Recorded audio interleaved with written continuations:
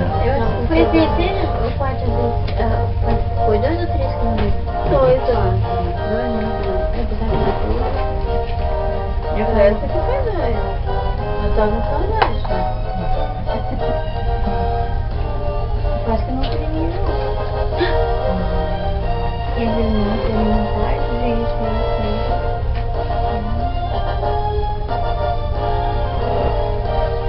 No encontro que nós tivemos quarta-feira passada, os irmãos que estavam presentes, algumas pessoas não estavam nos seus compromissos, né?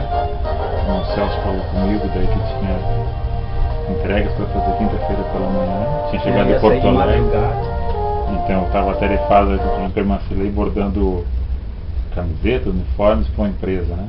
Todo mundo ocupado. Então a gente deu início ali sobre a questão do batismo, falando da pessoa de João Batista que estava fazendo o batismo no Rio Jordão, e vem o Cordeiro de Deus, e João Batista visualiza: eis o Cordeiro de Deus que tira o pecado do mundo. Jesus vem para o ato do batismo, e João diz: vai, eu não sou digno, era para tu estares fazendo o que eu vou fazer. Daí, então, é para que isso aconteça, para cumprir as Escrituras. Tu veio na frente como anjo, conforme Malaquias 3, versículo 1, para preparar o caminho, para que eu agora chegasse. Depois, lá em João 3:30, João Batista reconhece que era necessário que ele sumisse. O ministério dele estava terminando e o de Cristo estava iniciando. É necessário que eu desapareça e que ele apareça. Então, há uma reflexão nesse sentido. Mateus 11, João está no cárcere e pede para os seus discípulos que estavam lá visitando ele no cárcere. Já estava decretada a morte dele, ele sabia que ia ser morto, decapitado pelo rei Herodes. E ele pede para os seus discípulos ir ter com Cristo para ver se ele realmente era o Messias, o enviado, ou haveria de esperar por outro. Na verdade, João Batista sabia que ele era o Messias, mas era somente para os discípulos não ficarem perturbados com a morte dele e ficassem perambulando fora de um caminho, mas que se encontrassem nesse caminho com Cristo. Então eles foram ver Cristo, e quando chegaram lá, Cristo estava expulsando demônios, curando os leprosos, ressuscitando mortos e fazendo o paralítico andar e dando visão aos cegos. João mandou nós que viéssemos aqui para ver se era você mesmo ou haveria de esperar outro. Vocês não estão vendo o que está acontecendo? E além disso, aos pobres de espírito é dado para pregar o Evangelho. Isso que nós devemos fazer. Pregar o Evangelho às pessoas a qual estão empobrecidas espiritualmente, para que fiquem enriquecidas na graça, conhecendo Cristo na sua essência. Então isso é notório. Então o ministério João Batista foi naquele período, batismo, para que se cumprisse o ato na vida de Cristo, para que as pessoas entendessem que era um simbolismo na questão de mostrar para o mundo a morte de um homem, da velha criatura, e o ressurgimento em Cristo. Cristo precisava? Não. Ele fez assim como fizera em João 13, na questão da cerimônia do lava-pés, depois da ceia, que era a última ceia ali, que ele está junto com os seus,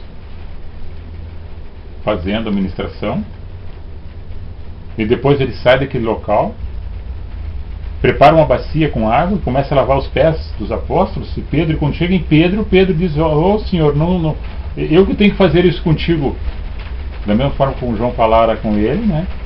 E Jesus disse: "Olha, se tu não tiveres, se eu não puder fazer isso contigo, tu não tem parte comigo".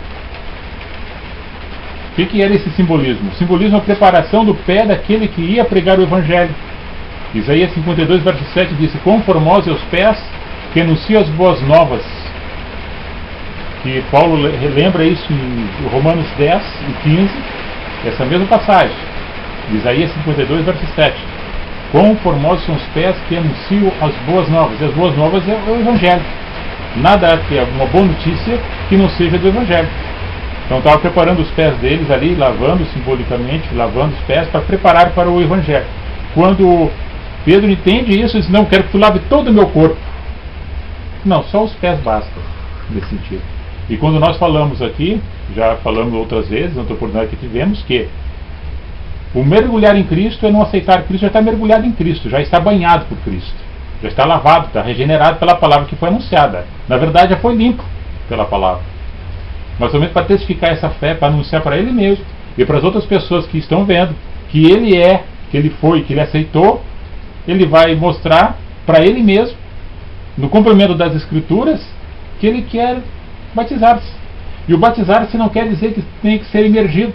O batizar-se não quer dizer que ser aspersão de água, imergido ou somente uma punção de águas. Não. O batismo, no caso, quando você creu em Cristo, você já mergulhou em Cristo. Se não for assim, aquele da cruz do madeiro ali que está junto, um dos que aceita Cristo, diz: olha, eu quero estar no teu reino quando tu entrares nele. Então hoje mesmo tu estarás comigo. Então ali já foi batizado. Ele mergulhou em Cristo. O batismo não salva, quem salva é Cristo.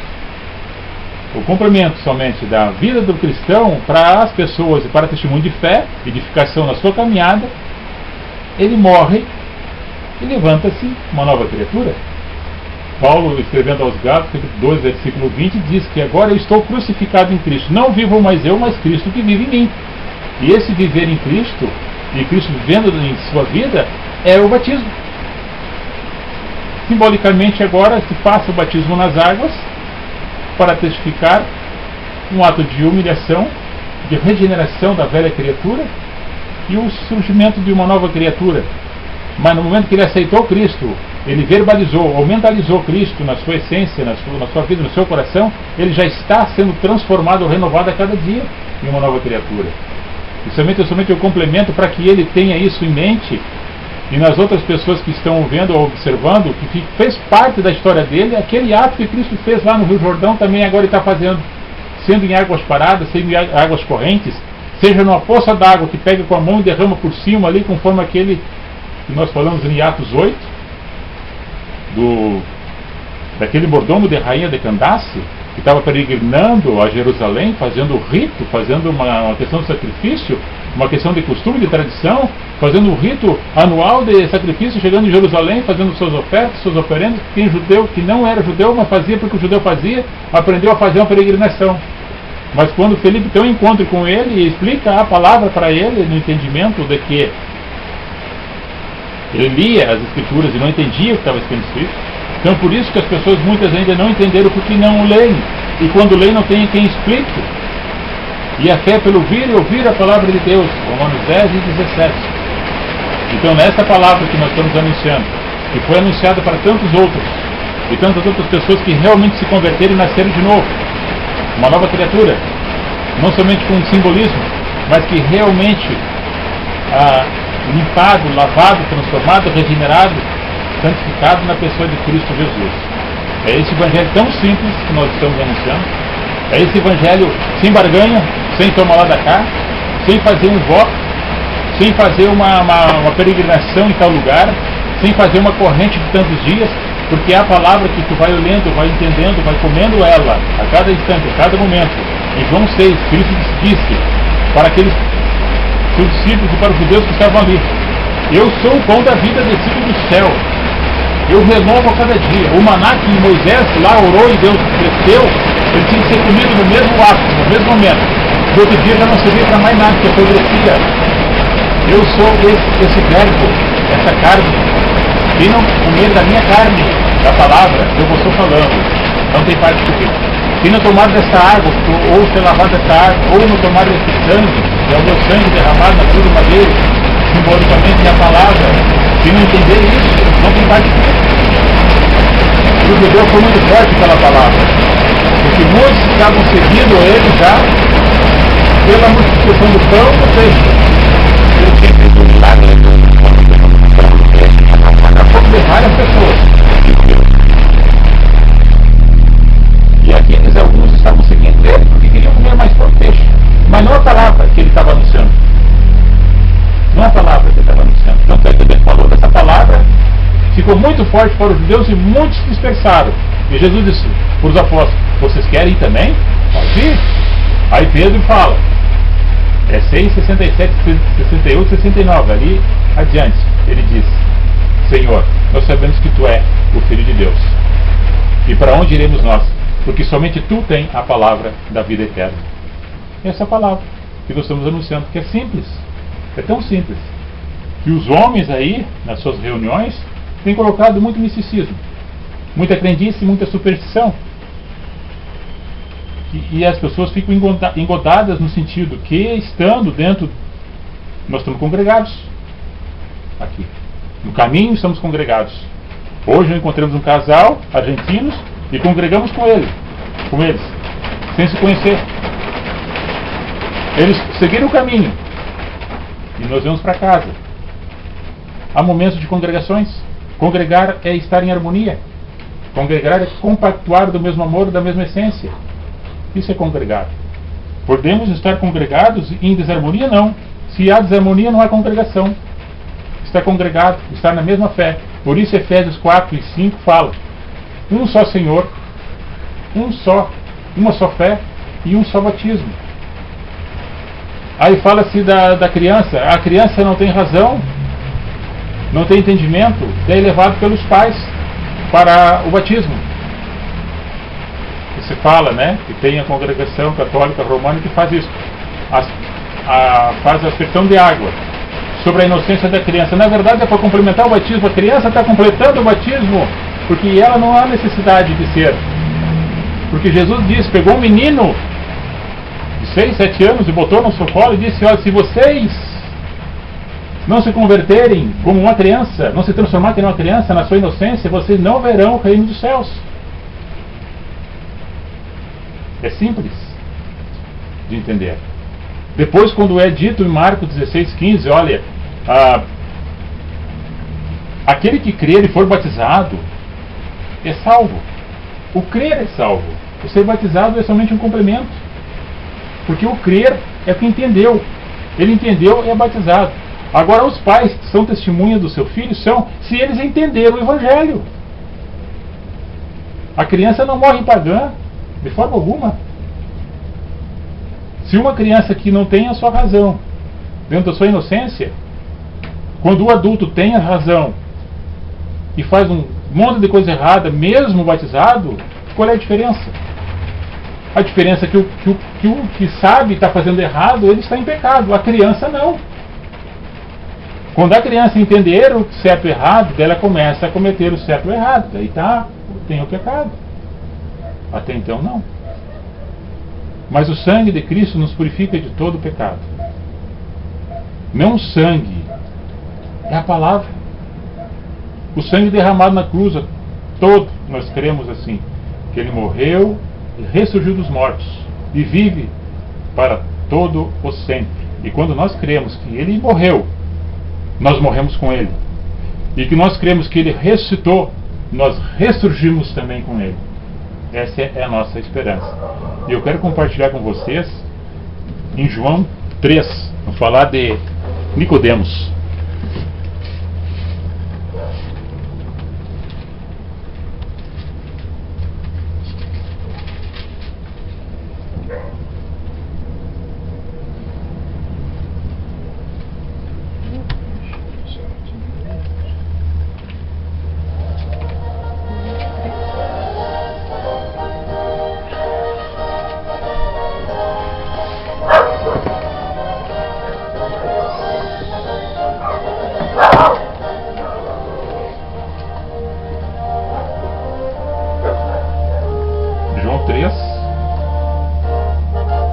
E havia entre os fariseus um homem chamado Nicodemos, príncipe ou principal dos judeus.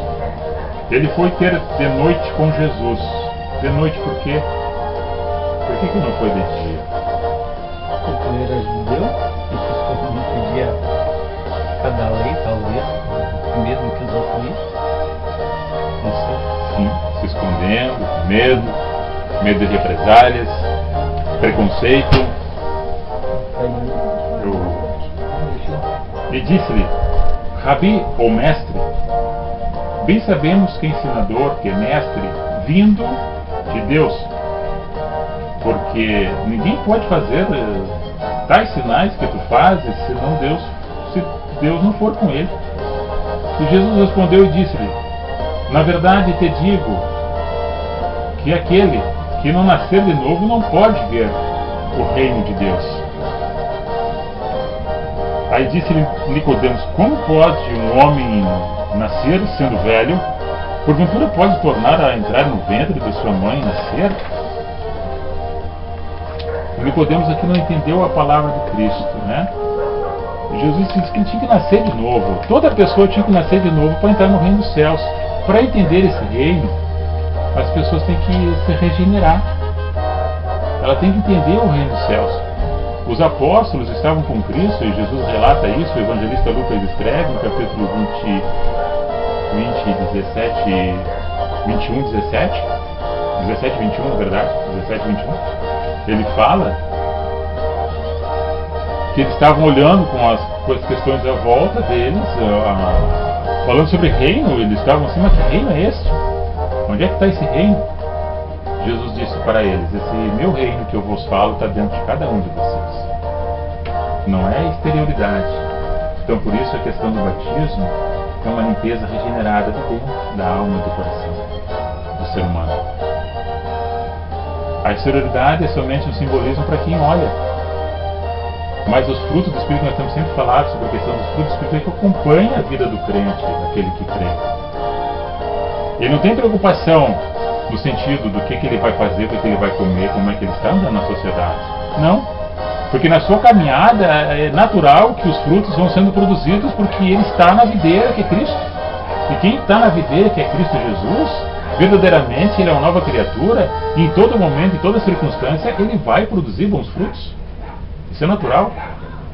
A questão da humildade, quando se fala da palavra humus, humildade, humus nada mais é que uma terra fértil. A pessoa humus, humildade, recebe a palavra que é a semente, e nela há de germinar uma árvore que vai produzir bons frutos. É a palavra. E aí Jesus responde: na verdade te digo que aquele nascer da água e do Espírito não pode entrar no reino de Deus. João Batista disse: olha, eu vos batizo com água, mas tem vindo aí um que vai batizar vocês com fogo. E com fogo é o Espírito Santo de Deus. Eu batizo com água, mas quem vou batizar realmente é com o Espírito Santo, com fogo, é Jesus. E na verdade Jesus nunca batizou ninguém. Quem batizava eram os apóstolos. Jesus só pregava a palavra, só ensinava a eles, e eles faziam o rito do batismo.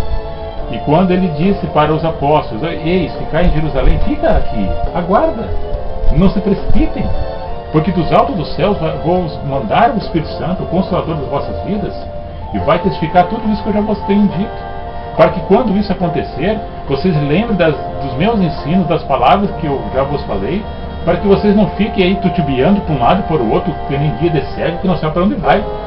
Mas fiquem firmes, porque a promessa de Deus, através do Espírito Santo, que virá por intermédio de mim, que é a promessa do meu Pai, vai chegar até vós. E quando isso chegar, vai somente incendiar vocês com amor, com a essência, com a verdade, que vai complementar o ser que há entre nós, para que tenhamos essa compreensão, esse discernimento. Porque agora eu estou aqui conversando, Jesus disse, estou conversando contigo. Mas depois não teremos essa verbalização, mas teremos a comunicação espiritual vinda de Deus por intermédio da minha pessoa.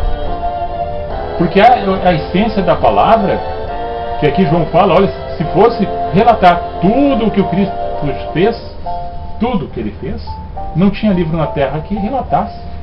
Então coube a estar nos textos sagrados, na Bíblia, parte daquilo que Cristo fez e realizou. E lembrando já outras vezes que falamos, se eu tirar o Novo Testamento, se eu tirar Jesus da Bíblia, a Bíblia para mim não me serve. A Bíblia é somente um livro para judeu. E judeu não é uma pessoa indiferente ou menosprezada do que nós. Não. Ele é um povo escolhido da parte de Deus. Mas para nós cristãos que confessamos Ele e aceitamos Cristo como enviado de Deus, nós confessamos que Ele é o nosso Salvador. Então a Bíblia é completa pela essência da vida de Cristo relatada nos Evangelhos. Se nós tirarmos os Evangelhos da Bíblia, para nós não tem fundamento. Tanto é que nós lemos os antigos textos, que é a Antiga Aliança, que eu sempre lembro isso nas palavras, que a gente faz a interpretação da hermenêutica lembrando Cristo. Cristo. É Cristo? É Cristo. E o mais é somente livro de história do povo hebreu. E quando nós completamos essa essência, que Cristo é o centro dos escritos sagrados, o que testifica para mim e para você que realmente isto é a promessa que ele deu, do Espírito Santo. Porque isso que dá a comunicação entre a igreja, o povo que está em Cristo, que é o Espírito Santo. O apóstolo Paulo escreve na primeira carta aos Coríntios, capítulo 2, dizendo que as pessoas que estão fora, que não entendem isso, que estão fora de uma congregação, não é de um edifício, fora de um relacionamento congregacional de pessoas que falam da videira, que falam da pedra de esquina que é Cristo, e que não tem esse discernimento, não compreende isso porque não são espirituais, e são carnais, e são materiais. Mas quem é espiritual entende isso, e dos outros não é compreendido. Para os outros isso parece loucura, porque tu está andando na contramão, no sentido oposto do mundo presente, do presente século. É pecado, é mentira, é homicídios, é roubalheira, é corrupção das mais variadas. E aquele que está em Cristo, ele anda na contramão disto. Então é louco. Porque hoje se faz assim, senta-se, vamos fazer tal coisa, faça-se um negócio. Capaz que tu não vai entrar nessa, só tu é o santinho? Não, tu não está procurando uma auréola para botar na cabeça e nem ter uma estátua depois na praça pública como se santo fosse. Mas tu é santificado pela palavra, e essa essência de Deus que está na tua vida é pela lavagem do Espírito Santo que entrou na tua vida. Fogo, que queimou todas as impurezas que tinha no teu coração, te regenerou, te transformou numa nova criatura. Isso quem dá não é a água, é o Espírito Santo. Então esse é o batismo do Espírito Santo, que é quando nós falamos lá nos frutos que acompanham o ser de nova criatura. Não é uma questão de pular, não é uma questão de falar línguas, não é uma questão de profetizar, porque tudo isso cessa. O principal disso, do fundamento, é o amor que tem de Deus, que está derramado no corpo da igreja, onde Cristo é a cabeça, e nós como membros acoplados nessa igreja em Cristo, nós temos essa essência que é o amor. Porque sem o amor verdadeiramente de Deus na pessoa de Cristo em nós, nada somos. Então a essência disso nada mais é do que a pureza do Espírito Santo, transformador, regenerador, que queima toda a imundícia que estava em nossa carne. E o que é nascido da carne, na verdade te digo, se não nascer da água do Espírito, não pode entrar no reino de Deus. O que é nascido da carne, carne é. E o que é nascido do Espírito, Espírito é. Não tem maravilha de ter dito necessário vos a nascer de novo. O vento assopra de um lado para o outro, e ouves tua voz, mas não sabe de onde vem, nem para onde vai. Assim é todo aquele que é nascido do Espírito. Nicodemos respondeu e disse: como pode ser isso? Respondeu Jesus: pô, mas tu é mestre em Israel e não sabe disso. Ou seja, tu é fariseu, tu é doutor da lei e não conhece, não sabe isso. Na verdade te digo, nós dizemos o que sabemos, testificamos o que vimos, e não aceitais o nosso testemunho. Se vós falei de coisas terrestres e não cresces, como vão crer naquilo que eu falo das coisas celestiais? Então, se eu falo das coisas aqui da terra, as pessoas não compreendem. Se eu falo dos mistérios de Deus, como é que vão entender? Sentar com um grupo de pessoas e falar da tabela de Linus Pauling, da tabela da Bhaskara, e falar de teologia, e falar de matemática e de física, as pessoas não entendem. Como é que vão entender as coisas concernentes a Deus, que é muito maior do que uma simples matemática? É simples e não entende. Não discorre a questão de física.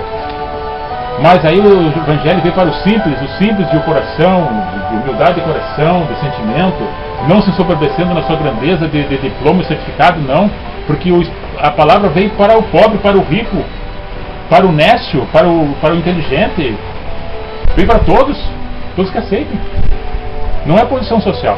Tanto é que a drogadição, que é uma coisa equivalente ao contrário da palavra da graça, que transforma e liberta, a droga prende as pessoas, amarra as pessoas no vício e destrói famílias. E ela pega desde a pessoa que está na favela, aquele que está dentro de um cercado, com vigilância 24 horas, e vive do bom e do melhor, e está destruindo a mesma família. Só que lá em posição social diferente, que tem uma mansão de R$1 milhão, e um lá que mora num casebre que é de papelão e zinco, e a droga pega a mesma coisa. A palavra de Deus pega tanto a pessoa que está na favela como aquela pessoa que está dentro de um condado fechado. Então a palavra é para todos, porque isso é a palavra para libertar, para ensinar verdadeiramente o amor de Cristo. Falando essas coisas da terra, tu não entende. Agora eu falo das coisas celestiais. Ora, ninguém subiu ao céu senão aquele que desceu de lá. Eu? Jesus dizendo, eu vim de lá, eu sei, coisa do meu Pai. Moisés levantou a serpente no deserto. Agora importa que eu seja levantado, o Filho do Homem seja levantado, para que todo aquele que nele crê não pereça, mas tenha vida eterna. Aí ele complementa aqui o versículo cerne da Bíblia, do Novo Testamento, da Palavra de Deus, porque Deus amou o mundo de tal maneira que deu seu Filho único para que todo aquele que nele crê não pereça, mas tenha a vida eterna. Deus enviou seu Filho ao mundo, não para condená-lo, mas para que o mundo fosse salvo por ele. Quem crê nele não é condenado, mas quem não crê já está condenado, porquanto não crê no Filho único, que é o Filho de Deus. A condenação é essa, que a luz veio ao mundo e os homens amaram mais as trevas do que a luz, porque as suas obras eram más. Porque todo aquele que faz o mal aborrece a luz e não vem para a luz, para que as suas obras não sejam reprovadas. Mas quem pratica a verdade vem para a luz, a fim de que as suas obras sejam manifestas, porque são feitas em Deus. Aqui um entendimento bem prático, bem simples de entender. Das obras, ou seja, dos frutos do Espírito, se conhece a árvore. Daquilo que se faz, se conhece a procedência. Deixa um rastro de bênção ou deixa um rastro de perdição. Da onde bota a mão, abençoou. Parece que passou falando daqui, parece que só bota a mão destrói. Ou sumiu alguma coisa, pode ter sido aquele cara ou aquela fulana que roubou. Então sempre deixa um rastro, obra das trevas. Não se traz a luz, porque quando a luz coloca-se em cima aparece, é evidente, vai surgir, vai aparecer. Então faz ao oculto, faz nas trevas, faz no escondido, a mentira, o engano, o surrupiar, o falsificar documento. Aí vemos os governantes, os políticos, e acontece em todas as cadeias da sociedade. Não existe o comércio, não existe qualquer local, tem o bom e o mau funcionário. Mas daí nós observamos que as pessoas estão iludidas com o engano, com a mentira, que tem aparecido de tal forma que Paulo relata, diz, olha, assim como abundou o pecado, superabundou a graça e a glória de Deus. Mas abundou aonde? Aquele que está em Cristo. Não vai abundar naquele que não está em Cristo, porque a essência do cristão é estar em Cristo. Por isso que na outra hora eu falava, e repito, sem medo de errar e tutibiar as palavras, atropelando também, não. Dizem cristão, mas não são, porque não seguem a Cristo. Se dizem evangélicos, mas não são, porque não falam dos evangelhos, não leem os evangelhos e não cumprem os evangelhos. 21 denominações eu contava. Tem mais 3 que abriu depois, 22, 23, 24. Tem 24 denominações congregacionais que se dizem cristãs e que se dizem evangélicas. Pessoas têm boas em todos os lugares. Pessoas más também têm. Coração puro e sincero em vários lugares. Mas o que me refiro a quem está dentro de uma liderança com paganismo, com misticismo, com questões de idolatrias e questões de superstições, de cultos pagões, que tem que fazer esse, agora é para esse, agora é para aquele, agora é uma corrente tal, agora é uma rosa, agora é um sal, agora é uma fita. Nada tem a ver com o Evangelho. Nada tem a ver com o Evangelho de Cristo. Estão dutepando a palavra da verdade de Cristo. E aí, o que eu digo? São guias de cego. Porque quem vai para ouvir para aprender, até então ele está com a sua visão desfocada. Ele ainda não entendeu a luz da palavra. Se alguém está ensinando ele referente à luz da palavra, então ele está abrindo entendimento para ele a referente de uma luz que está esclarecendo o seu caminho a qual ele deve andar. E esse caminho a qual deve andar nada mais é que seguir a Cristo, não seguir um homem. Tanto é que você pode observar algumas denominações congregacionais, tem até a foto dos líderes na frente para chamar a atenção, que é o fulano de tal que aparece na televisão. Então as pessoas estão seguindo um homem, não a Cristo. E eles deturparam a palavra da verdade e enchendo seus bolsos. Nada mais é.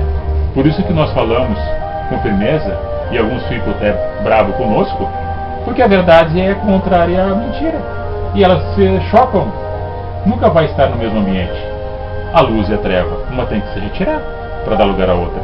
A amargura e o ódio e o amor não habitam.